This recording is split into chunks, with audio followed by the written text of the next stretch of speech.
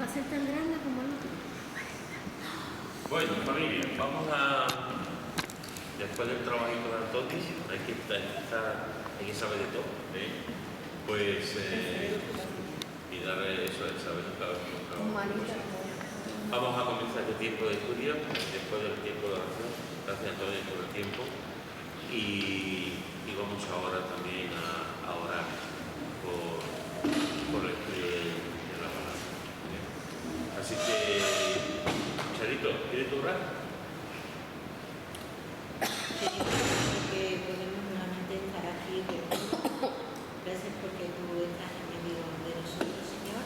Te ruego que tú abras nuestras mentes, Señor, para poder discernir nuevamente tu palabra. Bendiga a Pedro y la posesión de ella, Señor.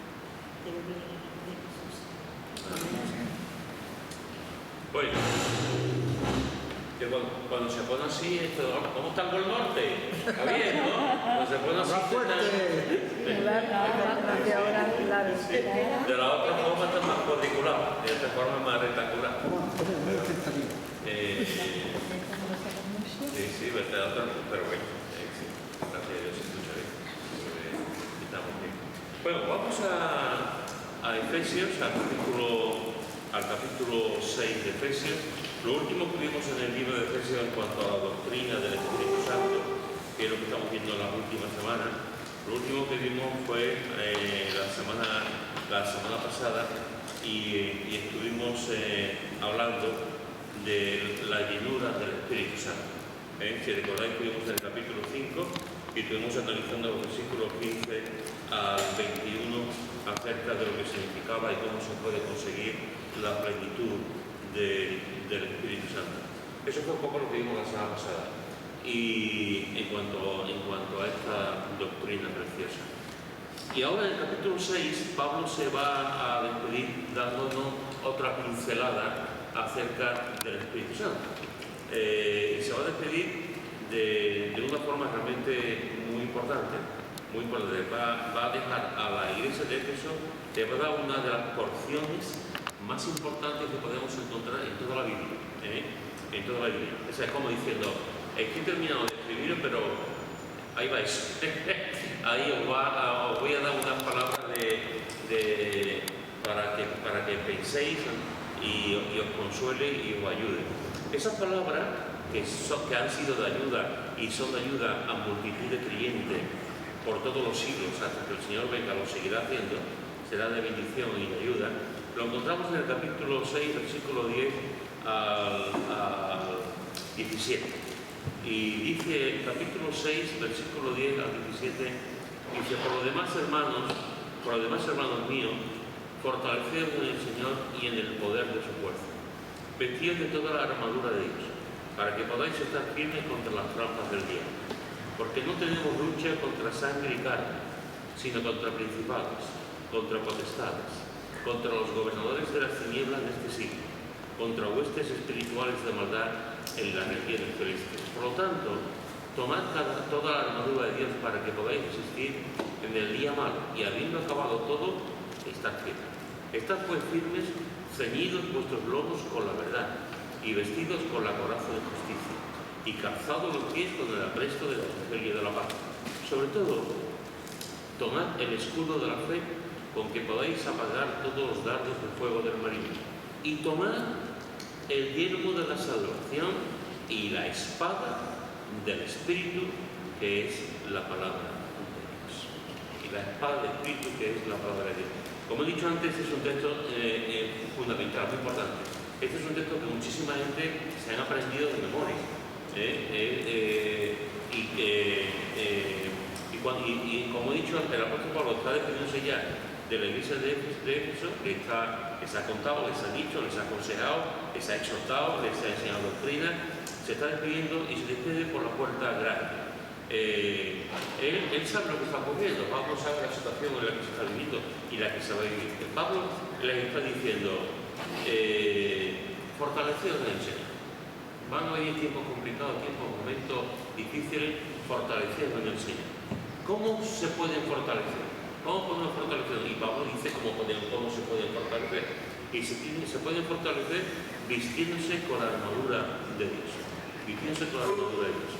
Y es interesante que esta armadura de Dios, que después pasa a describir, esta armadura de Dios nos dice en varias ocasiones, en el versículo 11, dice: vestir de toda la armadura de Dios para que podáis estar firmes. ¿Contra quién? Firmes contra las acechanzas, las trampas del diablo. En el versículo 13 dice: por tanto, tomad toda la armadura de Dios para que podáis resistir en el día malo, y habiendo acabado todo, está firme. Y se repite la idea de estar firme. Aquí con la digamos, un poco más, avanza un poco más, porque no solamente dice que estemos firmes, sino que tenemos que resistir en el día malo. Es decir, resistir, cuando estamos hablando de resistir en el día malo, está aquí hablando el apóstol Pablo de resistir, y posiblemente hace referencia a la persecución. Cuando venga la persecución, cuando venga, no tanto el Apocalipsis, sino a su entorno particular, porque la iglesia de Jesús también fue perseguida. De hecho, hoy día ha desaparecido. Pero también esa misma idea de estar firme, de resistir, también conlleva la idea de estar firme ante cualquier evento que ocurra, ante cualquier ataque demoníaco, cualquier ataque del gobierno, de resistir, ¿no? Pero aquí está hablando realmente también de esa luz de que tenían que resistir lo que iba a venir. Y fijaros que nos dice por una parte que estemos firmes contra las acechanzas del diablo, contra las trampas del diablo. Después nos dice que tenemos que resistir en el día malo, la persecución, y habiendo acabado todo, estar firmes. Y el apóstol Pablo da la figura de la armadura, que tenían sobre todo que tenían los romanos. Y entre las cosas que él dice que tienen que tener, dice en el versículo 17: y tomar el yelmo de la salvación y la espada del Espíritu. ¿Qué es la espada del Espíritu? Pues es lo mismo, dice la palabra, que es la palabra de Dios. Fijaros que aquí está diciendo: toma, poneros el yelmo, poneros en la cabeza para que os protejan, el casco y la espada del Espíritu, que es la palabra de Dios. En el ejército romano se usaban dos espadas: una espada que era más larga y otra espada que era más corta. La espada que se refiere aquí es la espada que se usaba más corta. Normalmente los soldados romanos, pues cuando no estaban en pelea, cuando estaban en tiempo de paz, y en pelea mucho más, en guerra mucho más, pues ellos estaban todos los días ejercitándose con la espada y porque dependía su vida, de lo bien entrenados que estuviesen y de cómo podían pelear contra el ejército romano. La espada corta era una espada que sobre todo se usaba en el tú a tú, en el cuerpo a cuerpo, de poca distancia entre los dos soldados enemigos. La espada larga era un poco más, guardaba un poquito más la distancia, pero la espada corta era ya cuando ya estaba en una situación que normalmente uno de los dos moría, uno de los dos enemigos moría. Y estaban muy entrenados en el uso. Claro, evidentemente porque estaban toda su vida, estaban muy entrenados en el uso de la espada. De toda la armadura que Pablo está escribiendo aquí, de toda la armadura, esta es la única parte de la armadura que sirve tanto para defenderse como para atacar.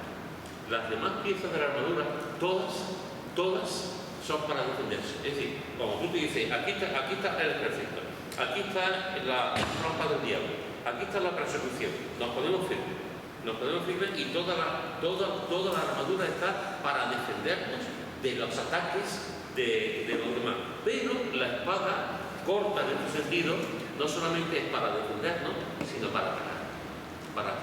Es el único elemento de esta armadura. ¿Ya? ¿Lo ha arreglado, Tenito? El único elemento de la armadura que sirve tanto para defenderse como para atacar. Y es interesante porque dice que esta espada, la espada del Espíritu, es la palabra de Dios. Claro, una persona que dice en principio: pero el Espíritu Santo tiene una espada, y tú te imaginas una espada ahí peleándose y tal, ¿no? Y una espada de hierro y tal. No, el Espíritu Santo no tiene una espada física. La espada que tiene el Espíritu Santo es la palabra de Dios, es la Biblia. la palabra de Dios. Con eso es con lo que los cristianos nos defendemos y atacamos. Nos defendemos por las otras partes de lo que hemos leído, pero atacamos con la palabra de Dios también. Y esto se ve de una forma muy clara. Mateo, en el capítulo 4 de Mateo, un texto muy conocido, Mateo capítulo 4, versículo 1 a 11. Mateo capítulo 4, versículo 1 a 11. ¿Quién quiere leer? Mateo capítulo 4, del 1 al 11. Y luego el Espíritu llevó a Jesús al desierto para que el diablo le pusiera a prueba. Pasó 40 días y 40 noches sin comer y después sintió hambre. Se acercó el diablo a Jesús para ponerle a prueba y le dijo: si de veras eres hijo de Dios, ordena que estas piedras se conviertan en carne. Hasta el versículo 11. Pero Jesús le contestó: la Escritura dice, no solo de pan vivirá el hombre, sino de toda palabra que salga de los labios de Dios. Luego el diablo lo llevó a la santa ciudad de Jerusalén, lo subió al alero del templo y le dijo: si de veras eres hijo de Dios, échate abajo, porque la Escritura dice, Dios mandará a sus ángeles que te cuiden.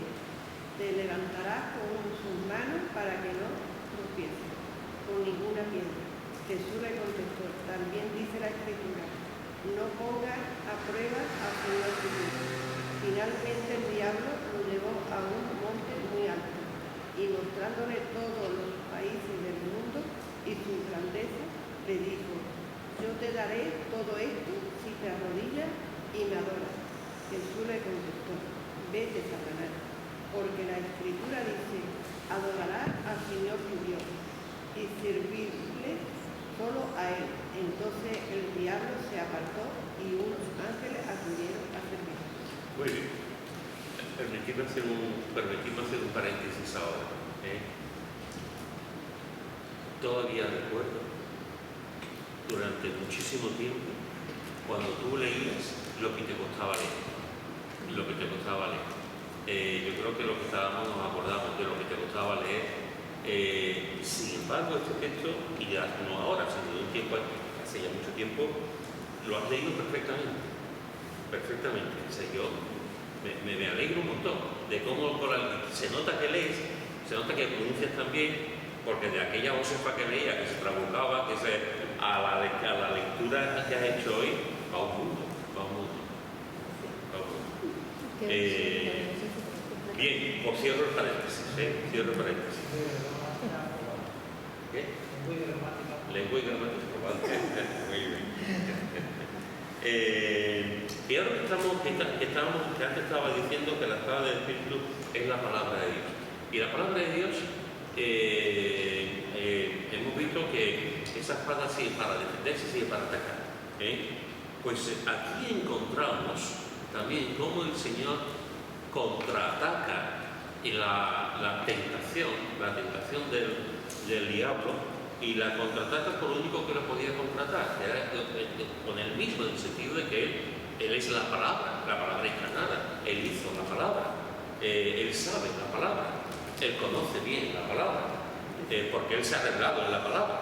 Y es interesante que ante las tres tentaciones que el diablo le da, Jesús responde de una forma impresionante con las tres no da una serie de explicaciones, sino que va directamente con la palabra. Versículo 4, escrito está. Versículo 7, escrito está también. Versículo 10, porque escrito está. Es decir, en las tres ocasiones el Señor responde y contraataca con la palabra de Dios. Y esto es muy importante, porque Jesús podía haber hecho de otra manera, Jesús podía haber respondido de otra manera, Jesús podía, yo qué sé, pero sin embargo él contraataca con la palabra de Dios y le dice la palabra de Dios. Tú me estás diciendo esto, pero ¿qué dices? Tú me estás diciendo esto, pero la Biblia dice esto. Y contraataca con la Escritura, con la palabra de Dios. Yo no sé a vosotros, pero a mí una de las cosas precisamente importantes por lo que debemos de conocer la palabra, entre otros motivos, precisamente es esto: contraatacar a los ataques del diablo. Porque el diablo va a procurar por todas partes, como dice Pablo en Efesios, ponernos trampas, y va a procurar por todos los medios que nosotros caigamos de nuestra fe, que nosotros no veamos la vida abundante, que nosotros seamos unos cristianos desgraciados, tristes y que vivamos cada día de forma sin ningún tipo de poder, sin ningún tipo de victoria, cayendo continuamente en el pecado, etc., ¿no? O ofreciéndonos cosas. El pecado no solamente el diablo nos quita el gozo y la alegría, sino que el diablo dice: mira lo bonito que está el mundo, mira las cosas que están ahí, anda a esta iglesia, de esto que aquí al fin y al cabo, vete para allá. Y nos enseña también, nos dice que las cosas del mundo, la importancia del mundo, las alternativas que hay, las ideas que hay, nos pinta un mundo de fama. Y tenemos que conocer la Escritura para contraatacar. Tenemos que conocer la Escritura para decir: no, escrito está, la Biblia dice esto, la palabra de Dios dice esto. Y para eso es importante también no solamente conocer la palabra, sino memorizar la palabra, memorizar la Escritura y saber en momentos oportunos cómo contraatacar al diablo. Por lo tanto, lo que vemos aquí, hermanos y hermanas, es que Jesús usa por su propia espada, la espada del Espíritu, que es la palabra de Dios, para contraatacar al tremendo envite, la tremenda tentación que le está ofreciendo al diablo, y ataca con la palabra de Dios. Y nosotros también tenemos ese poder. Nosotros no tenemos ningún poder, nosotros no somos ningún superhéroe, pero tenemos el poder de la palabra de Dios, el poder de la palabra de Dios para contraatacar, para resistir, para resistir. Bienvenido, Pepe, para ordenar también al diablo en el poder de la palabra de Dios. Por lo tanto, aquí encontramos un ejemplo de lo importante que es esa espada, la espada del Espíritu. Y encontramos otro ejemplo en Marcos, capítulo 4, versículo 1 al 20. Marcos, capítulo 4, versículo 1 al 20. ¿Quién quiere leer? Marcos, capítulo 4, del 1 al 20.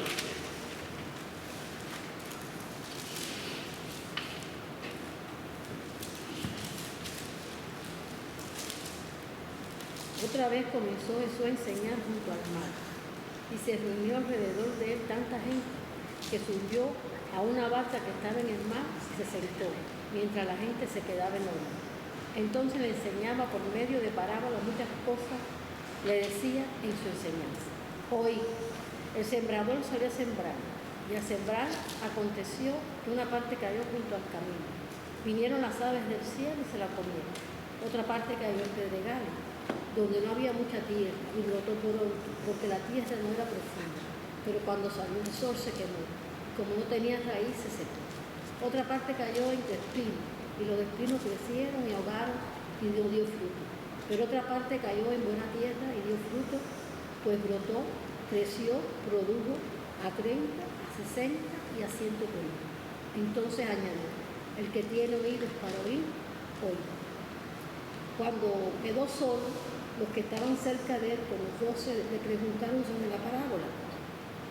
Y les dijo: a vosotros os he dado saber el misterio del reino de Dios, pero a los que están fuera, por parábola todas las cosas, para que viendo vean y no perciban, y oyendo oigan y no entiendan, para que no se conviertan y les sean perdonados los pecados.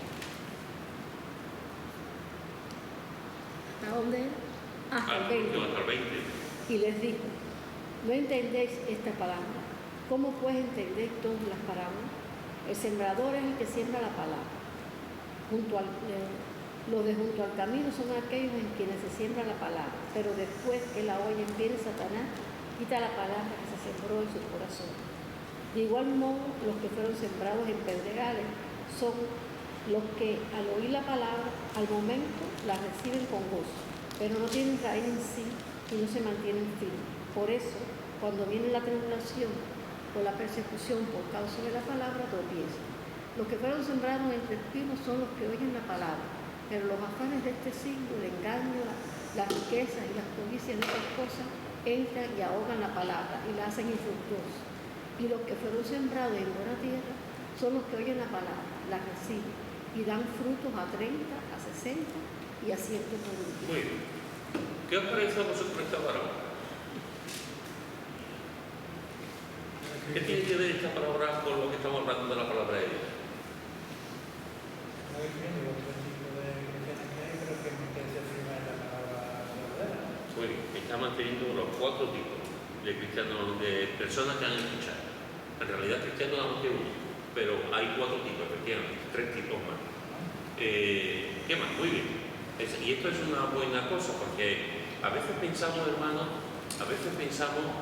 que cuando nos desanimamos y decimos hay que ver que predicamos, que compartimos el Evangelio, la gente no se convierte, ¿no? O la gente o se convierte, viene y se bautiza y al poco tiempo se van. Pero es que ya la Biblia lo dice, sí, que la propia Biblia lo dice, que hay 4 tipos de terreno y esos 4 tipos, todo el mundo está de alguna forma en un terreno o en otro. Personas que no escuchan, personas que escuchan, personas que... Y Jesús nos señala, esos 4 tipos de terreno que hay. Muy bien. ¿Qué más vemos aquí? Aquí, perdón, hay una parte que yo me ha costado siempre entender. Dice, a vosotros os he dado saber el misterio del reino de Dios, pero a los que están fuera por parábola todas las cosas, para que viendo, es lo que yo entiendo, no vean y no perciban, y oyendo oigan y no entiendan, para que no se conviertan y sean perdonados los pecados. Esa parte yo nunca la acabo de entender. Muy bien. ¿Qué pensáis sobre eso? Lo que yo iba a comentar, que parece que es una contradicción. Si viene Jesús precisamente a convertir, a perdonar pecados, ¿cómo es que dice esto, no? Para que viendo no vean y oyendo oigan y no entiendan, para que no se conviertan Yo la verdad que no lo y no sé. sean perdonados. Pero si lo miramos después con los tipos de tipos de tierra, pedregal, el que tiene poca raíz, son estos. Son los que escuchan la palabra pero no tienen raíz. Entonces no llegan a un convencimiento pleno y a un convencimiento, a un entendimiento pleno de lo que es el mensaje del Evangelio. Aunque parece que es una contradicción, pero hay que verlo con los versículos siguientes. Si no parece, bueno, ¿para qué ha venido Cristo? ¿Alguien más? En una profecía de Isaías, cuando Dios llama a Isaías y le da la dura tarea de predicar el Evangelio, pero que nadie lo va a escuchar. Y esto es lo que está citando a Isaías. Esto es interesante porque esta es una profecía que no solamente se cita aquí, también se cita en otra ocasión también de los evangelios. Déjame hacer una pregunta. ¿Quién tuvo la culpa de que Faraón se endureciese? ¿Faraón o Dios? Bueno, Dios lo endurecía. Dios endureció a Faraón. Hasta cierto punto. O Dios le estaba dando oportunidad a Faraón, que se las dio, y llegó un momento en que ya Faraón estaba tan endurecido que Dios ya digamos, levantó el pie del freno y permitió que Faraón se endureciese. Cuando vamos a la Biblia, hermano, una de las cosas que tenemos que entender es que Dios no causa el mal. Dios no ama el mal. Y Dios lo que quiere es que todo el mundo lo conozca y todo el mundo se convierta. Por lo tanto, Dios no es un Dios de mal, ni él incita al mal, ni él incita al pecado. Aquí lo que está, un ejemplo clásico con respecto a Faraón, fue el mismo Faraón que se estaba endureciendo. Porque en varias ocasiones Moisés le dijo, suelta a mi pueblo, y tal, y llegó un momento en que el Faraón se revela contra Dios. Incluso tiene la osadía de decir, ¿quién es este Dios? Y es como si Dios dijera, te dejo a tu libre albedrío. O sea, te dejo a tu iniciativa, a tu idea. Pablo en Romanos, el capítulo 1 de Romanos, está hablando de los antiguos y que se endurecieron también hombre con hombre, mujer contra mujer, con mujer, etc. Y Dios lo permitió, pero no lo permitió, sino que o sea, es como si Dios pone un orden moral, cosa que está pasando hoy en día. Dios pone un orden moral, un orden ético, y la gente no quiere saber. Y es como si Dios dijera, te he puesto esto y no queréis venir por aquí. Hombre, hacer lo que ustedes quieran, sabiendo que el hombre va a hacer siempre lo malo. Pero Dios, como llega un momento en que Dios le dice, respeto vuestra voluntad, respeto vuestra independencia, os he creado libre, queréis ir por ahí, pues hacerlo, ¿no? Aquí está diciendo, no es que Dios estuviese acusando, diciendo, o Moisés cuando está, o sea, perdón, Isaías cuando lo está predicando, que Dios va a decir, como algunos piensan, tú al infierno y tú al cielo, a ti no vas a conocer porque yo no quiero.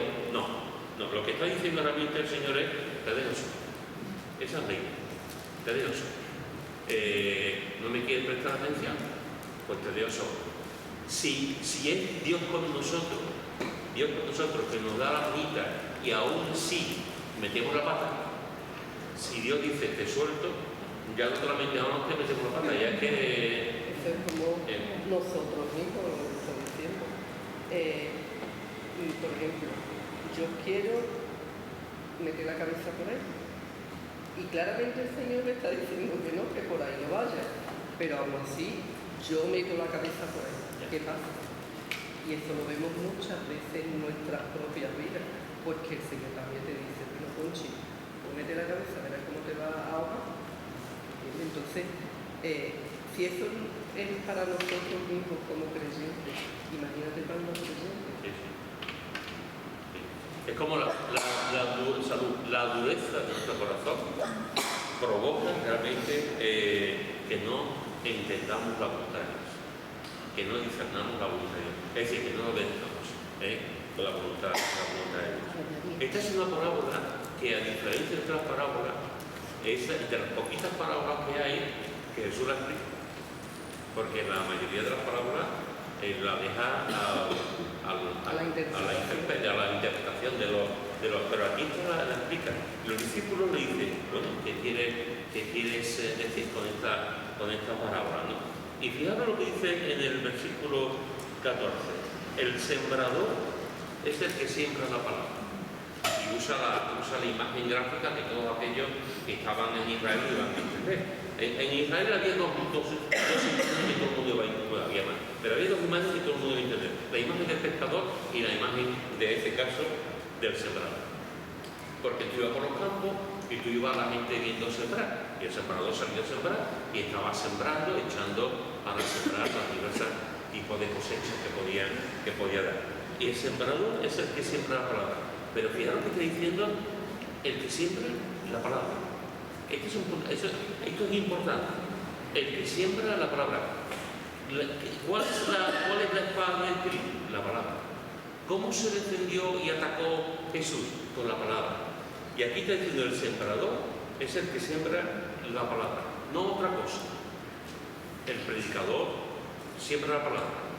Cuando hablamos con las personas debemos de sembrar la palabra. No interpretaciones, no ideas, no puntos de vista, sino lo que es el Evangelio, la palabra de Dios. Por lo tanto, partimos de que el sembrador es el que siembra la palabra. Y hay un primer grupo. Y dice, versículo 15, estos son los de junto al camino. Y fijaros que dice en quienes se siembra la palabra. Otra vez, se siembra la palabra. Pero, y aquí están los famosos peros de la Biblia, pero después que la oye, es decir, el sembrador va, siembra la palabra y la persona lo escucha. Las personas lo escuchan. Después que la oye, enseguida viene Satanás. No pierde el tiempo. No pierde el tiempo. Nunca me lo han dicho. Enseguida viene Satanás y quita la palabra que se sembró. Así que fijaros que el sembrador siembra la palabra de Dios. La persona lo escucha, la palabra de Dios. Pero enseguida viene el diablo y quita la palabra de Dios que se había sembrado. Esto es un punto importante, porque lo que está hablando aquí es de la palabra de Dios. Y una de las funciones del diablo es quitar la palabra de Dios. Enseguida. Sí. Esto es algo que en nuestra mente debe de entrar bien.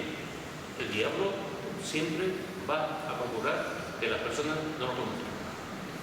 El diablo siempre va a procurar que el mensaje del Evangelio no llegue a los corazones, porque no le interesa, porque tiene un odio hacia Dios y hacia todo lo que significa el Señor. Él procura la maldad siempre. Por lo tanto, esta persona de junto al camino, viene el diablo y quita la palabra. El segundo grupo dice, versículo 16, estos son asimismo los que fueron sembrados en pedregales. Y otra vez, cuando han oído, los que han oído la palabra, y esto es algo también que nosotros podemos entender muy bien, porque hemos visto infinidad de veces, cuando han oído la palabra y al momento la reciben con gozo. ¿Te suena? O sea, no, yo creo que a todos los que estamos aquí nos suena. Alguna vez Principalmente no me ven. se ha convertido en una persona, pero no ha venido más. Eso es. No convertido. Sí, sí. Está adaptado y tal, Ahora, bravo. pero no ha vuelto. La persona, efectivamente. Y es claro que cuando dice los que cuando han oído la palabra, al momento la reciben con gozo, que guay, que viene, que alegría, y tal.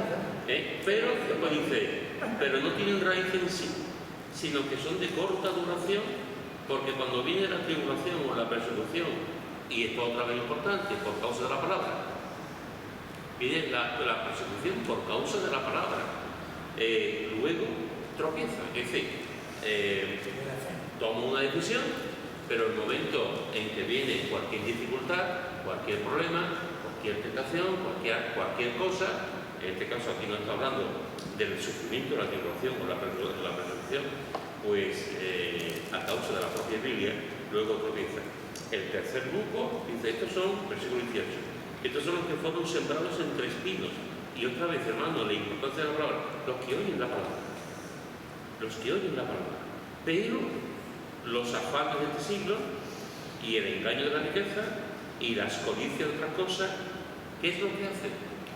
Entran y ahogan la palabra y se hacen infructuosos, no sirve para nada. Ahogan la palabra.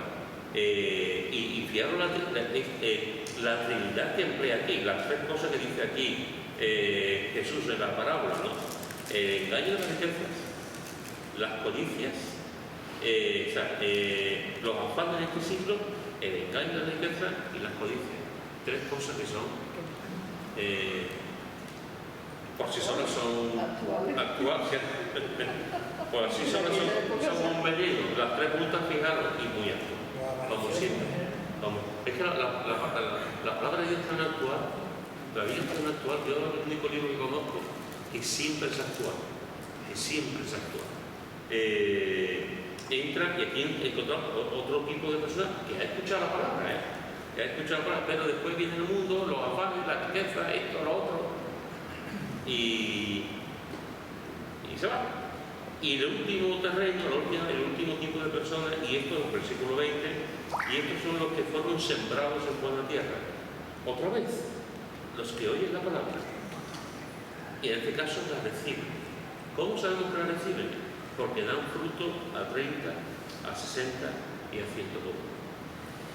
Lo que quiero decir, hermano, con todo esto, es que lo que está aquí recalcando Jesús en esta parábola es la importancia de la palabra.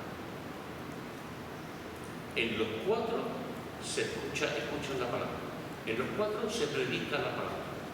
En los cuatro el diablo se preocupa, pero en uno no puede. Es aquel que recibe la palabra. Entonces, cuando nosotros compartimos la palabra, tenemos que ser conscientes de estos cuatro tipos de terreno. Y tenemos que ser conscientes que nosotros como creyentes, si me apuráis, como creyentes evangélicos en el más puro sentido de la palabra, en el más bíblico sentido de la palabra, tenemos que presentar siempre el Evangelio. Y tenemos que estar siempre las buenas noticias de salvación y predicar siempre la Biblia. Porque la fe viene por el oír, y el oír viene por la palabra de Dios, que es la espada del Espíritu. Por lo tanto, esto también es algo que a nosotros nos tiene que hacer de alguna forma pensar y reflexionar. Yo cada vez que hablemos con alguien, tenemos que compartir la palabra.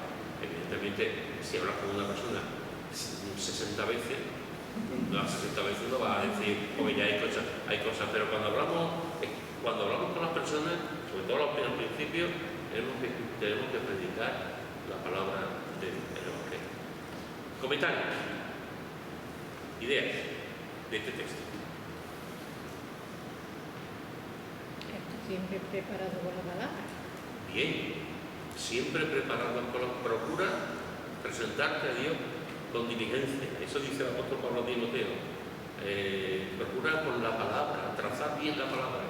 Efectivamente, tenemos que trazar, pero estudiar y conocer bien la palabra. Por lo tanto, hermanos, ¿cuál es la espada del Espíritu? La Biblia, la palabra de Dios. ¿Cómo ataca Jesús también a la tentación del diablo? Con la espada, con la Biblia, con la palabra de Dios. ¿Cuál es el meollo de la parábola de Jesús en esta palabra maravillosa del sembrador, de la palabra? La importancia de sembrar la palabra. Y a nosotros nos tiene que ver también que hay 4 tipos de personas que ya la Biblia describe. Y que a veces somos demasiado pesimistas.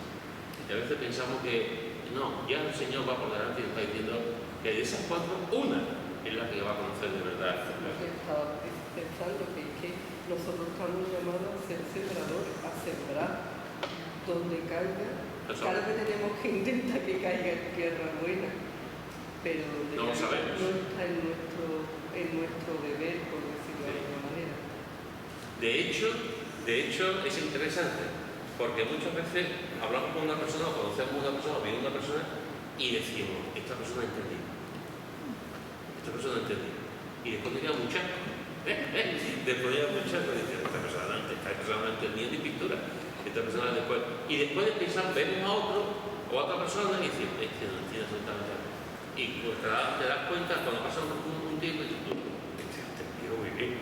Muchas veces las apariencias. El carácter de las personas. Porque yo, por ejemplo, fui una persona de no saber, de no expresar lo que estaba rumiando mi mente. Y entonces hubo gente que tardó en darse cuenta. Entonces, que todo el mundo, el carácter de la persona también va mucho en después saber. No saber, sino en después expresar, decir. Hay gente que necesitamos más tiempo de procesar. Después, aunque el sistema de tiempo, dan fruto a 30, a 60 y a 100. Eso es algo maravilloso. Eso solamente lo hace una auténtica conversión. Una conversión que tiene que ver con la predicación, la enseñanza de la palabra. Vamos ahora a Lucas, capítulo 24, un texto que a nuestro pastor le encanta. Lucas, capítulo 24. A él. Ahora ya a él.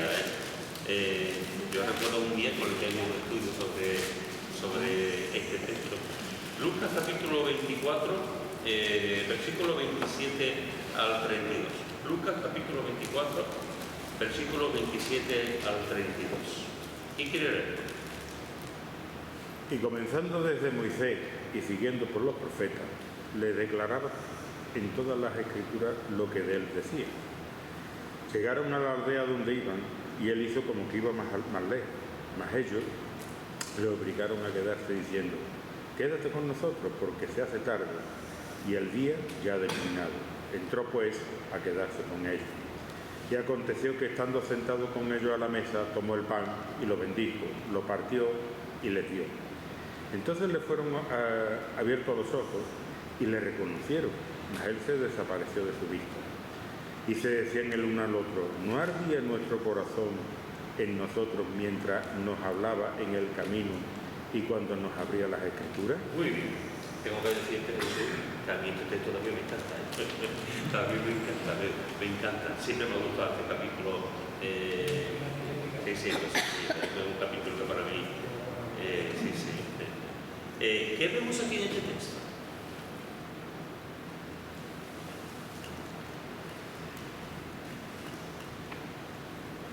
Fuego que le daba en el corazón de la mano.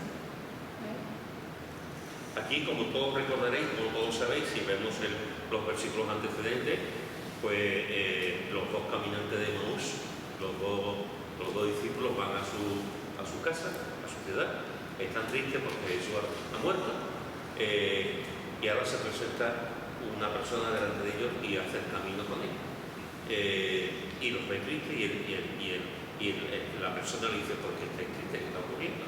Y le dice, ¿tú no has escuchado lo que ha ocurrido? ¿No has pasado? ¿Dónde estaba tú? Pero eso es lo que yo sé. Y Jesús pues le dice, y empieza a hablar de él. Y es interesante porque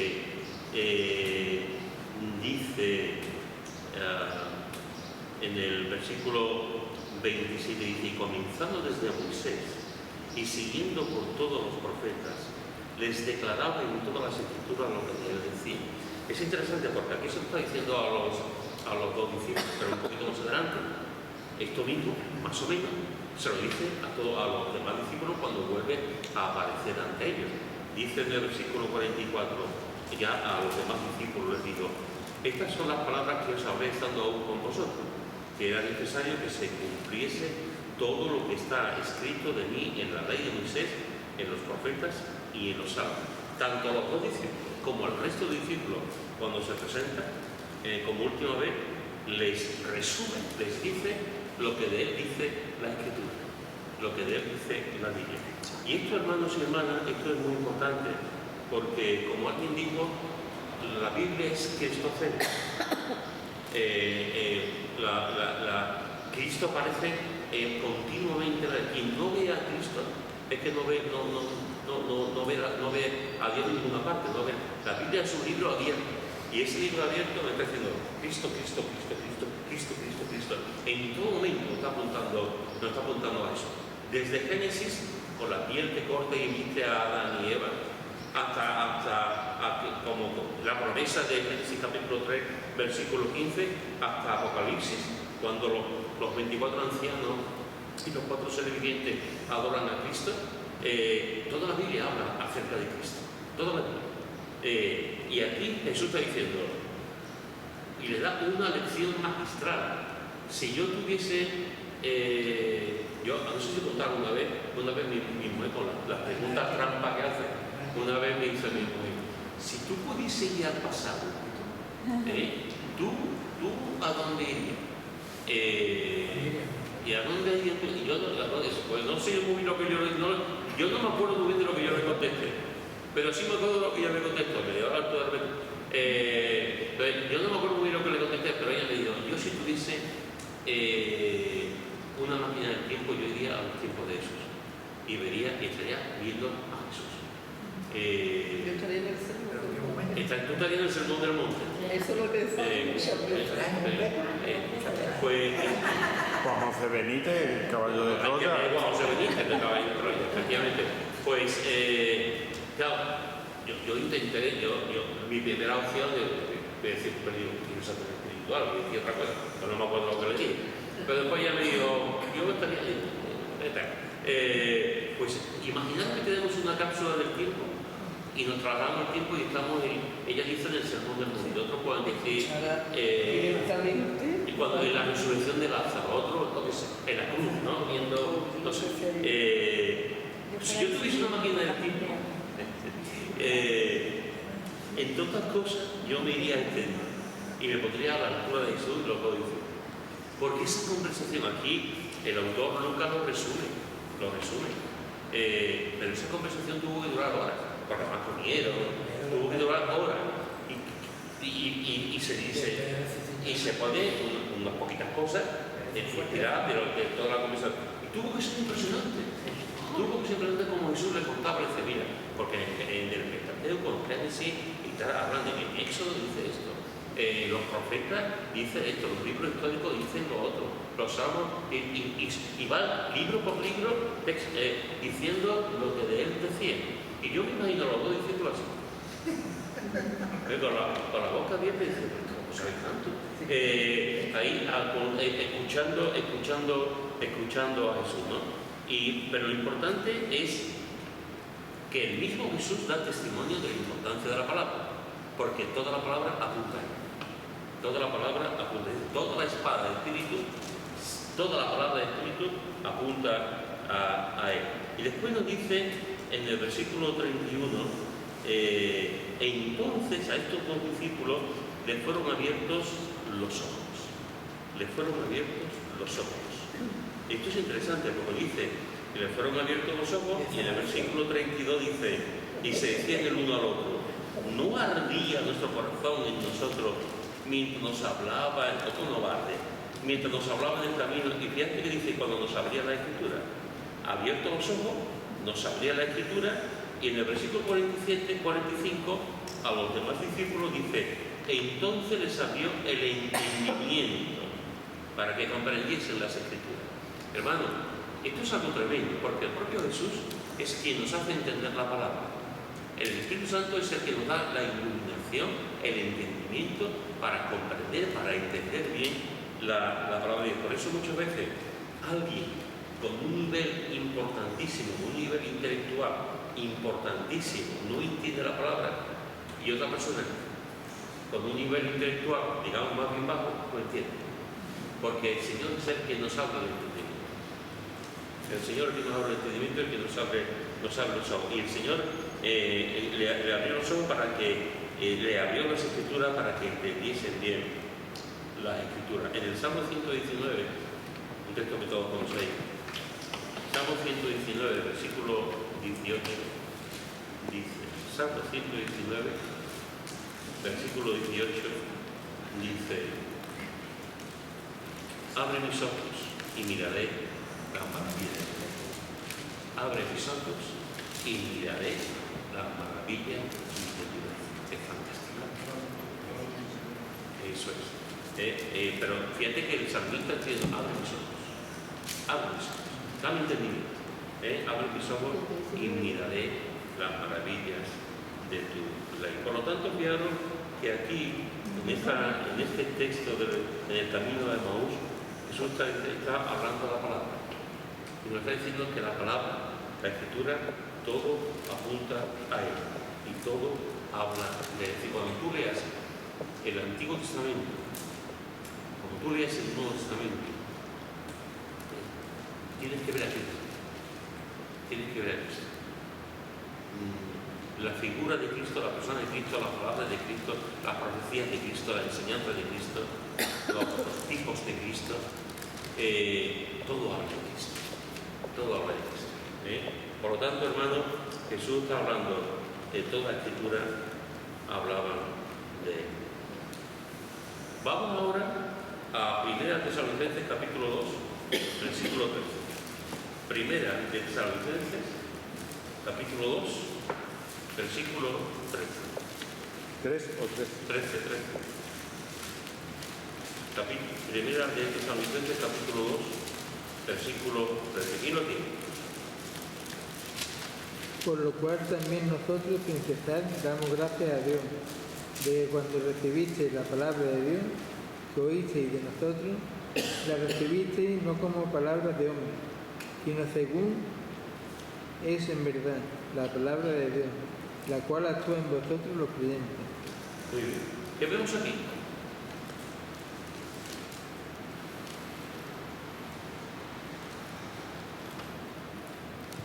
¿Qué nos enseña este texto? Estamos recibiendo la palabra de Dios, no es palabra humana, es palabra de Dios. Y como tal tenemos que recibirla. Eso. Es decir, lo que está diciendo Pablo cuando está escribiendo la carta a la iglesia de Tesalónica, él está diciendo, cuando estuve con vosotros, os puse una cosa. Que yo estuve predicando, Silvano y Timoteo también, estábamos predicando, estábamos compartiendo, pero vosotros recibisteis la palabra no como palabra de Pablo, no como palabra de Pablo, sino que recibisteis la palabra, sino según en verdad la palabra de Dios. La palabra de Dios. Esto, hermanos, esto es tremendo, porque llega Pablo a Tesalónica, comparte el Evangelio, predica el Evangelio. Y lo que están haciendo allí estos hombres y mujeres que están escuchando la palabra de Dios de Tesalónica es que están escuchando el mensaje, pero saben que es un mensaje que va más allá. Saben que no es un mensaje de un filósofo, de un historiador, de un conocedor, de un maestro, sino que ellos saben que es palabra de Dios. ¿Qué es lo que produce la predicación de la palabra de Dios en este caso en los hermanos, en las personas tessalónicas? Que actuó en ellos, y conocieron a Cristo, se convirtieron, porque ellos entendieron que la palabra de Dios actúa en ellos. La primera vez que yo escuché el Evangelio, lo he dicho muchas veces, la primera vez que yo escuché el Evangelio, yo no necesité 20 días para pensarlo. Yo no necesité hacer un curso por correspondencia. Yo, en mi caso, en otros no. Pero en mi caso yo supe que cuando estábamos hablando del Evangelio, yo supe que era verdad. Yo estaba diciendo el Evangelio significa esto. Y yo decía, este soy yo. Yo soy pecador, Dios ha muerto por mí. Jesús ha muerto en la cruz por mí. Me limpia de mis pecados, ese soy yo. Y aquel mismo día yo recibí a Jesucristo. He dicho infinidad de veces que yo jamás de los jamás he tenido ni la mínima duda de que la Biblia sea la palabra de Dios, ni el Antiguo ni el Nuevo Testamento. Nunca. Esto no es cuestión mía, esto es cuestión de Dios. O sea, nunca he tenido, los conozco a creyentes. Hay un momento en la historia de Billy Graham, hay un momento en la historia de Billy Graham estudió en un seminario que en ciertos momentos, en ciertas cosas, era muy liberal, en otras no. Pero estudió un seminario que en ciertas cosas era liberal. Billy Graham no tenía mucha seguridad de que la Biblia fuese la palabra de Dios. No la tenía. Ya Billy Graham empezaba a predicar. Él empezó a predicar en una iglesia en su pueblo natal, unos pueblos pequeñitos. En su iglesia era un evangelista y la gente empezaba a convertirse. Poco a poco le invitaban en otro sitio, en otra iglesia, en fin. Ahí desarrollóse, digamos, el ministerio evangelístico de Billy Graham. Ya empezaron a hacer campañas grandes, ya entró en una dinámica ya realmente impresionante, ¿no? Con miles de personas, y la gente se convertía. Hay un momento en la biografía de Billy Graham, que yo creo que la tengo en el despacho, hay un momento en la que él va a un parque, como a un bosque, y va con su Biblia, y se arrodilla en el bosque, y le dice al Señor, yo tengo dudas sobre tu palabra. Yo no estoy muy seguro, porque era lo que también le habían enseñado, yo no estoy muy seguro si esta palabra realmente es tuya. Pero a partir de ahora, decido creer, decido que tu palabra es verdad y que tú inspiraste la vida. Y no vuelvo a tener duda de que tu palabra es verdad. A partir de ese momento él hizo ese pacto, digamos, hizo esa afirmación con fe, y su ministerio pues, llegó a un nivel mundial, en este sentido, ¿no? Respetando mucho la figura de Billy Graham, me parece que un hombre muy usado por Dios, y que lo veremos un día en el cielo también. Respetando eso, en mi caso nunca ha hecho falta eso, porque siempre he creído que la Biblia es la palabra de Dios. Nunca he tenido una duda sobre la palabra de Dios. Y es un poco como dice aquí, la recibiste no como palabra de hombres, sino según es en verdad la palabra de Dios, la que actúa, la que trabaja. Entonces, a veces podemos estar escuchando a una persona y estamos diciendo, y analizamos el mensaje, y lo ponemos. Lo que tenemos que entender es que si creemos que la Biblia realmente es la palabra de Dios, cuando la leemos, tenemos que decir, esta es la palabra de Dios. Cuando la escuchamos, tenemos que decir, esta es la palabra de Dios. Y cuando estamos viendo, esta es la palabra de Dios, a mi vida, porque es la que actúa en mi vida, actúa en mi corazón. Y la iglesia tesalónica, los creyentes tesalónicos, lo tenían claro, igual también nosotros. La palabra de Dios es la palabra de Dios, no palabra de Dios.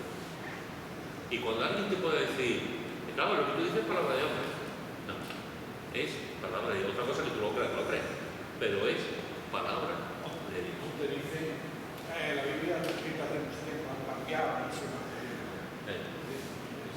Y dicen eso y muchos así. Bueno, son dos argumentos que se dicen. Por lo tanto, hermanos, una de las cosas que también tenemos que entender es que efectivamente la palabra, la espada de Espíritu, es de verdad la que actúa de verdad en los creyentes.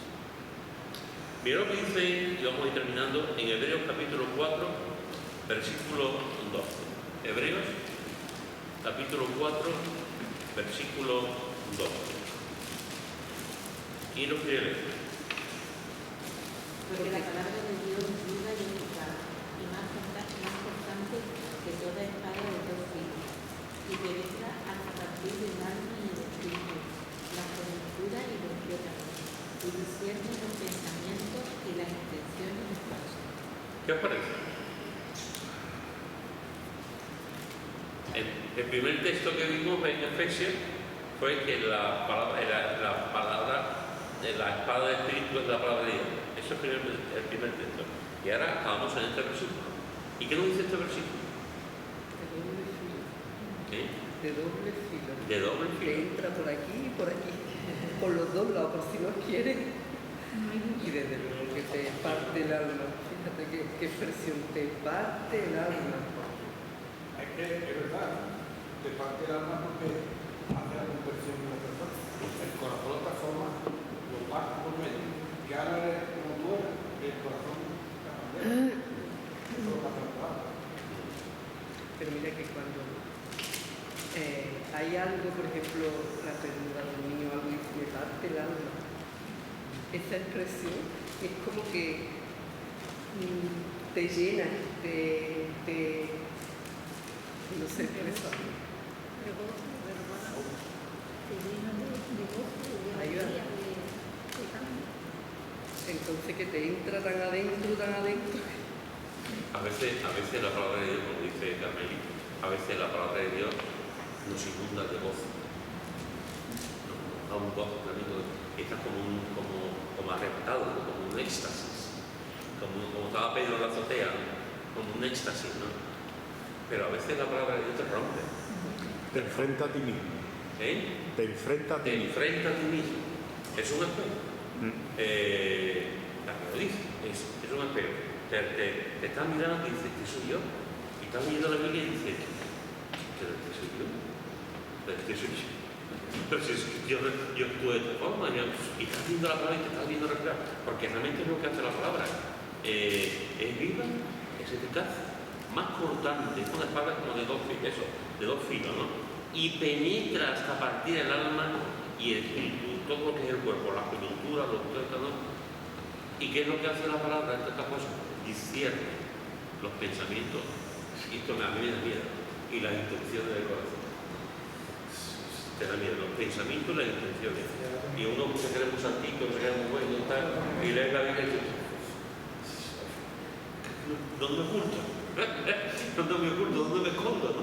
Porque el Señor sabe mis intenciones y lo que hay en mi corazón. Es así. Y te hace avergonzante. ¿Eso qué es? Sí. Diciendo los pensamientos y las intenciones del corazón.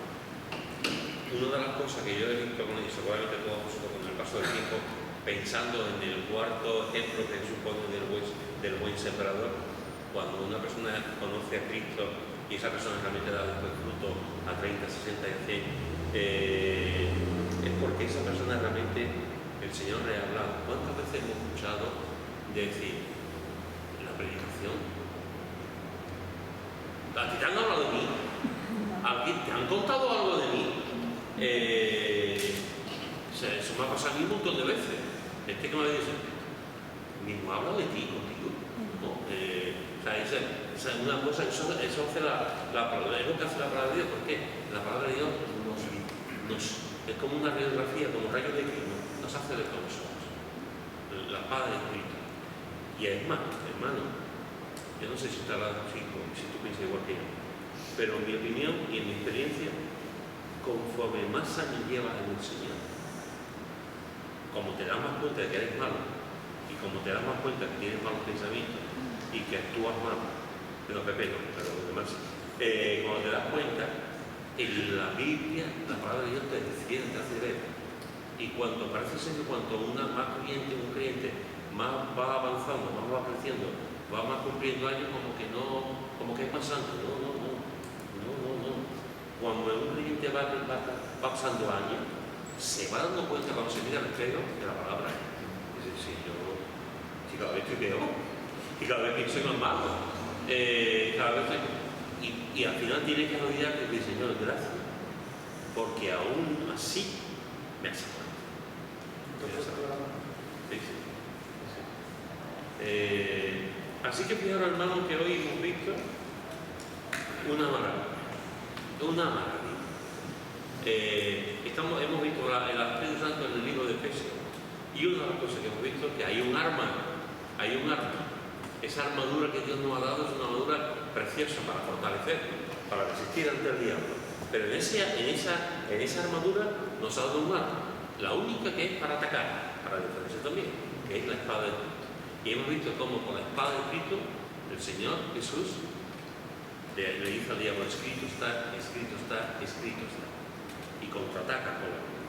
Hemos visto también cómo cuando Jesús cuenta la parábola del sembrador, sí es una palabra. Lo que pasa, como decía Conchi muy acertadamente, no sabemos dónde va a caer, pero lo que tenemos que sembrar es la palabra. Y cuando se siembra una palabra, una cosa que tenemos que entender es que el diablo va a venir. Otra cosa que tenemos que entender es que alguien nos va a decir, es que el mundo es más importante, es que las riquezas son más importantes, es que esto es más importante. No va. Esas cosas son tenemos que entender. Pero la Biblia dice que hay que predicar la palabra de Dios. Esa palabra que Jesús mismo le dijo a los apóstoles, toda la Biblia habla de Dios. Toda la Biblia habla de Dios. Esa palabra que cuando predicó Pablo a los tesalonicenses, dijeron, esta palabra no es de Pablo, no es de los hombres, esta palabra es de Dios. Esta palabra es de Dios. Y ellos conocieron a Cristo por esa predicación de la palabra que nos decía, que habla, que nos mete hasta el tuétano, y nos dice realmente cómo somos y quién es Él. Y no podemos ocultarnos de eso, porque nos retrata realmente como somos.